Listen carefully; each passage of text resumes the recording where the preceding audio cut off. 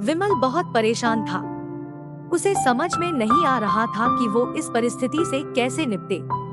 वो अपनी माँ को बहुत चाहता था, किंतु उसकी पत्नी और बच्चे उसकी माँ से बहुत दूर भागते थे, क्योंकि उसकी माँ की एक आंख नहीं थी, साथ ही उसकी कमर भी 90 अंश पर झुकी थी। वैसे वह अपना काम सब खुद कर लेती है, किंतु फिर भी वो उसकी पत्नी और बच्चों के लिए हमेशा खटकती है। दादी, आप ऊपर के कमरे में जाओ, मेरे दोस्त आ रहे हैं, विमल के बेटे अखिल ने बड़े बेरुखी से कहा। पर बेटा, मैं तो यहाँ बहुत दूर बैठी हूँ, विमल की माँ ने बहुत प्यार से कहा। नहीं, आप उनके सामने मत रहो, वो मुझे चिढ़ाते हैं, अखिल ने जोर से डांटते हुए कहा। क्या हुआ अखिल, क्यों चिल्ला रहे हो? विमल की पत्नी कामनी ने किचन से ही आवाज लगाई। देखो ना माँ, ये दादी यही ड्राइंग रूम में बैठी है और मेरे दोस्त आ रहे हैं, अखिल ने शिकायत भरे लहजे में कहा। माँ जी, आप ऊपर चली जाओ, क्यों हम लोगों को लजवाती हो, कामनी ने बेटे का पक्ष लेते हुए कहा। बेचारी सरस्वती चुपचाप उठकर जीने के सहारे ऊपर जाने लगी। कमर झुकी होने के कारण उन्हें ऊपर चढ़ने में बहुत परेशानी हो रही थी, किंतु वो पूरी ताकत से ऊपर के एक अकेले कोने वाले कमरे में जाकर बैठ गई। विमल बाजू के कमरे से सब सुन रहा था। उसे कष्ट हो रहा था कि उसकी माँ को अपमानित होना पड़ रहा है, किंतु वो असहाय था। अगर वो कुछ कहता है तो पत्नी और बच्चे उसका विरोध करने लगते हैं। दूसरे उनके तर्क भी सही लगते हैं। चूंकि वो एक प्रशासनिक अधिकारी था, उसका सामाजिक स्तर बहुत ऊंचा था, उसकी ससुराल भी एक उच्च घराने में थी, अतः वह चुपचाप इस तरह हर दिन अपनी माँ को अपमानित होते देखता रहता था। रात को विमल की पत्नी ने कहा, देखो जी, अब कुछ करो। कल कलेक्टर साहब की पत्नी आई थी। माँ जी अपनी देशी धुन धारा में उनसे मिली। मुझे बहुत शर्म आ रही थी बताते हुए कि ये मेरी सास है। मैंने कह दिया कि दूर की रिश्तेदार है, इलाज कराने आई है। विमल को रोना आ गया, किंतु फिर भी वह चुप रहा। उसे समझ में नहीं आ रहा था कि वो क्या करे। अपने बेटे की मन स्थिति को सरस्वती अच्छी तरह से जानती थी और बेटे को कोई कष्ट न हो, इसलिए वो हर बात को चुपचाप सह लेती थी। विमल बहुत उदास रहने लगा। एक तरफ परिवार और सामाजिक स्तर पर जीने की प्रतिबद्धता थी, तो दूसरी ओर माँ। आखिर माँ से अपने बेटे की यह हालत नहीं देखी गई। एक दिन उसने अपने बेटे से कहा, विमल, बहुत दिन हो गए हैं, मैं अपने गांव जाना चाहती हूँ, मुझे वहाँ पहुँचा दो, मेरा यहाँ मन नहीं ला रहा। किंतु माँ, वहाँ तो कोई नहीं है, तुम्हारी देखभाल कौन करेगा? विमल ने आश्चर्य से पूछा। अरे, सब गांव वाले तो हैं, और वो तुम्हारे मामा जी तो उसी गांव में रहते हैं, और फिर हम सारी व्यवस्थाएं कर आएंगे ना। कामनी को तो जैसे मन की मुराद मिल गई हो।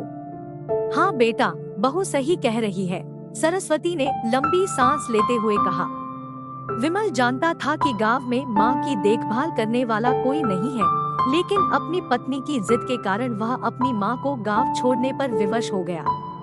माँ को गांव छोड़कर आते वक्त उसे रोना आ रहा था तथा अपनी बेपसी पर गुस्सा भी आ रहा था, किंतु परिवार, पत्नी और समाज ने उसके इन मनोभावों को दबा दिया और वो सुकून सा महसूस करने लगा।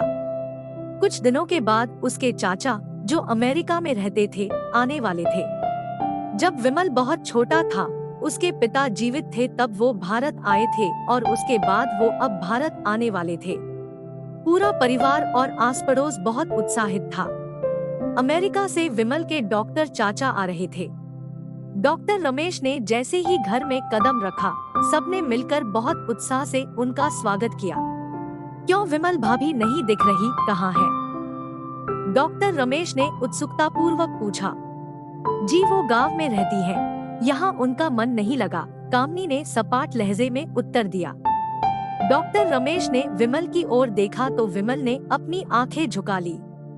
डॉक्टर रमेश सब समझ गए। बोले, कल हम भाभी से मिलने गांव चलेंगे सब लोग। दूसरे दिन सभी लोग गांव के घर में पहुँचे। देखा कि सरस्वती को बहुत तेज बुखार है और वो पलंग पर असहाय पड़ी है। डॉक्टर रमेश दौड़कर सरस्वती के पास गए। उनके पैर छूकर रोने लगे।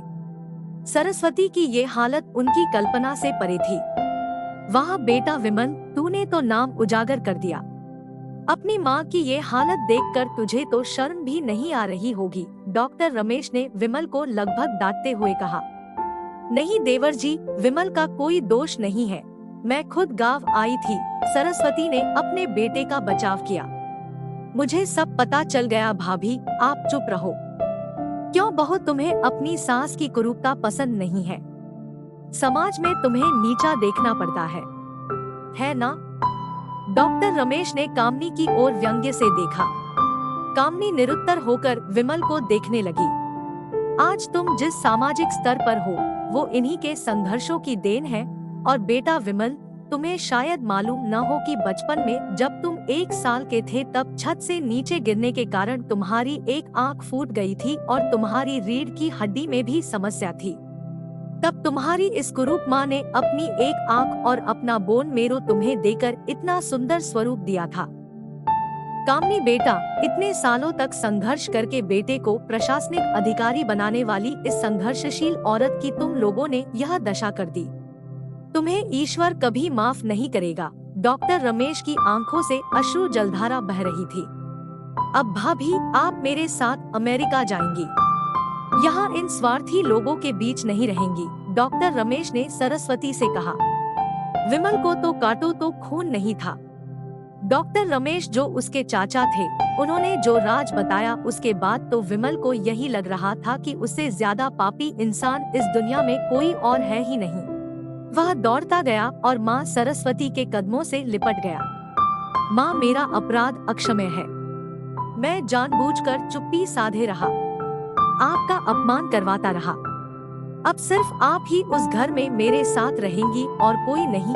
विमल ने आग्नेय दृष्टि से अपनी पत्नी और बच्चों को देखा। कामनी को भी बहुत पश्चाताप हो रहा था, किंतु उसकी हिम्मत नहीं हो रही थी कि वो सरस्वती से आंख मिलाए।